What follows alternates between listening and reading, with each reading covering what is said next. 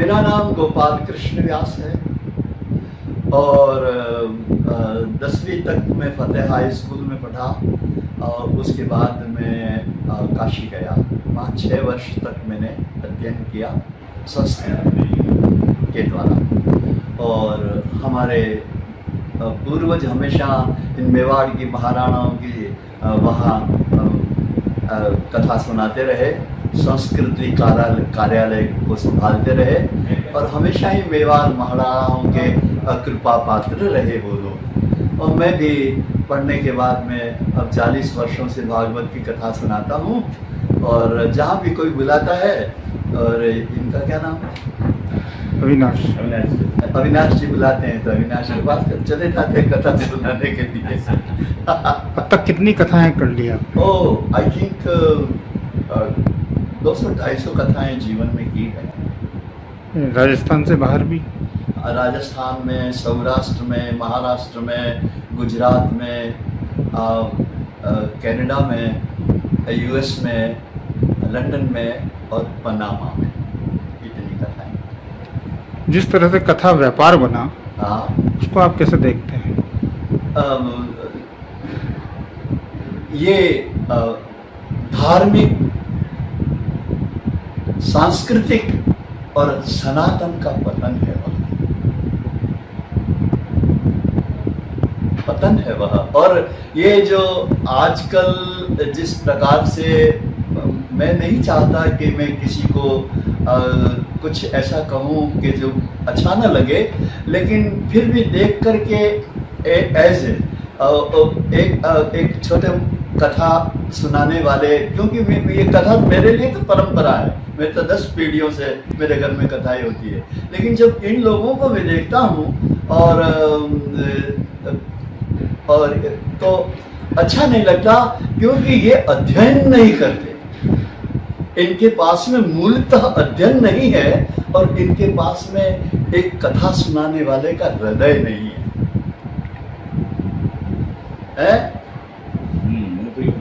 कथा सुनाने वाला का है, कथा प्रवाह संस्थेन शुके नेरिता कथा। श्रीमद् भागवत में ऐसा लिखा है कि कथा प्रवाह संस्थेन, वो जो सुखदेव मुनि परीक्षित को कथा सुना रहे हैं तो वे स्वयं कथा में डूबे हुए हैं। कथा प्रवाह संस्थेन शुके नेरिता कथा, ईरिता कथा कथिता, कथा कथिता। सुखदेव ने किस तरह कथा सुनाई कि खुद उसमें डूबे हुए थे, भगवान में, ज्ञान में, वैराग्य में, त्याग में।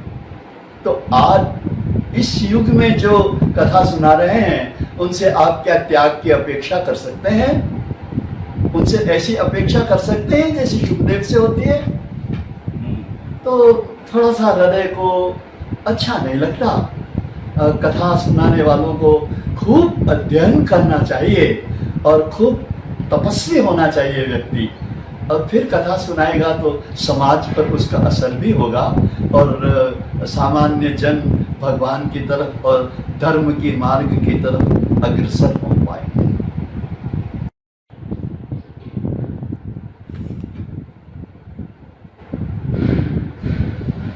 आपने अब तक जितनी भागवत की है, किस तरह का ज्ञानवर्धन लोगों का करते हैं? ऐसा है मित्र कि हम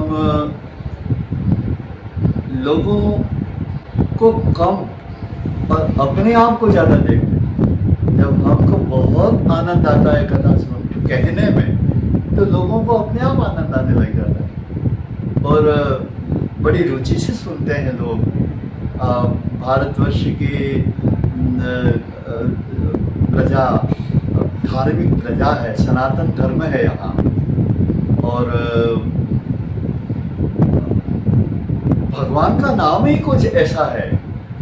और हमारे ऋषियों ने इस तरह से उस परमात्मा को अभिव्यक्त किया है अपने शब्दों के द्वारा कि उन शब्दों के द्वारा नाचने लग जाता है।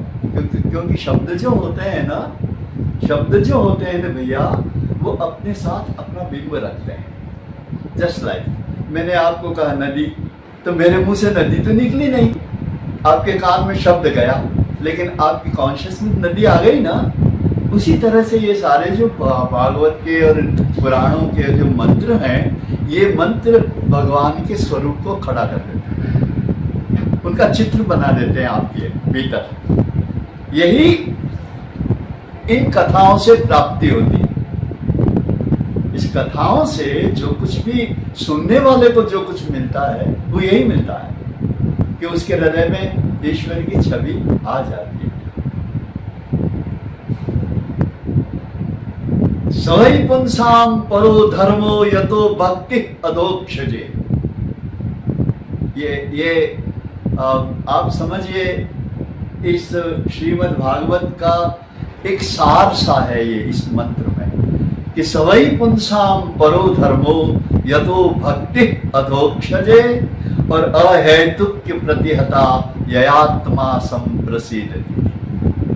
प्रत्येक शरीरधारी का, भले वो छोटा सा कीड़ी हो, कुंजर हो, गरुड़ हो, कोई भी हो, देवी देवता हो, साधु हो, संत हो, गृहस्थी हो, अच्छा हो, बुरा हो, सबकी एक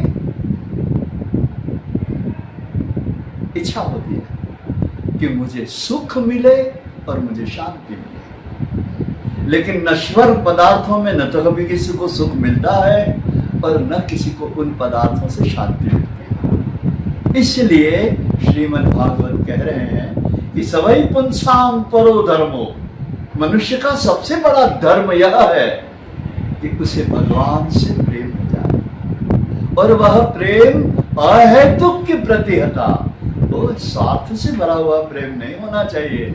किसी प्रकार की अपनी अंदर की कोई वासना, कोई आवश्यकता, कोई जरूरत, उसके लिए नहीं प्रेम होना चाहिए, क्योंकि प्रेम कभी भी व्यापार नहीं है।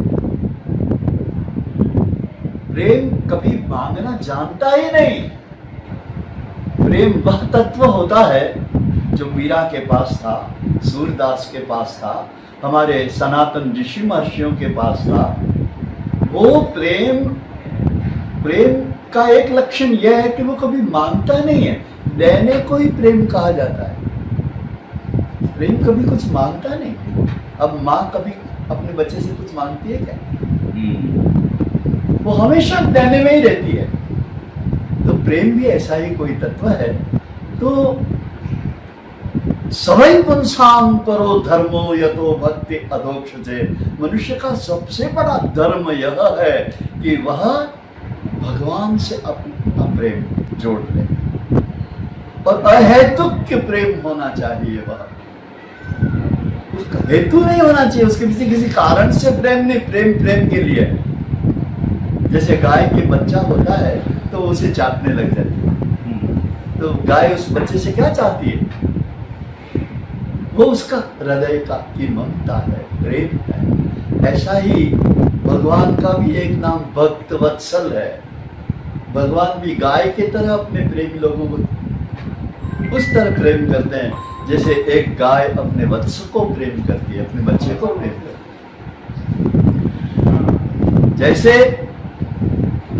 पक्षी अपने घोंसले में अपना अंडा रखने के बाद में अपने शरीर का उसको परिपक्व अपना सारा शरीर लगा दे, क्या चाहता है वो उससे? वो पक्षी उस अंडे से क्या चाहता है? कुछ नहीं, ये उसका प्यार है, उसका प्रेम। इस तरह का प्रेम कुछ भगवान के साथ होना चाहिए।